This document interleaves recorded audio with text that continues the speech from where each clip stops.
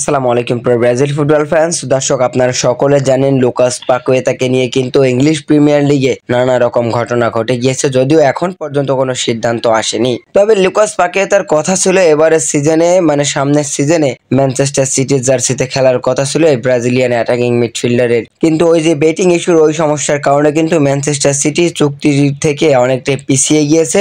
তবে গতকালকে ফেভিজিও Romero, football বিশ্বের সবচেয়ে বড় সাংবাদিক, তিনি কিন্তু তার অফিসিয়াল ওয়েবসাইটে একটা পোস্ট করেছেন লুকাস পাকুয়েতাকে নিয়ে। মূলত তিনি লুকাস পাকুয়েতা সম্পর্কে বলেছেন, এই গ্রীষ্মে মানে ব্রাজিলিয়ান লিগের ক্লাব ফ্লামিঙ্গো তারা কিন্তু ইংলিশ প্রিমিয়ার লিগের ক্লাব ওয়েস্ট হ্যামের সঙ্গে যোগাযোগ করেছে এবং সেখানে তারা লুকাস পাকুয়েতাকে সই করার জন্য আলোচনা শুরু করে দিয়েছে।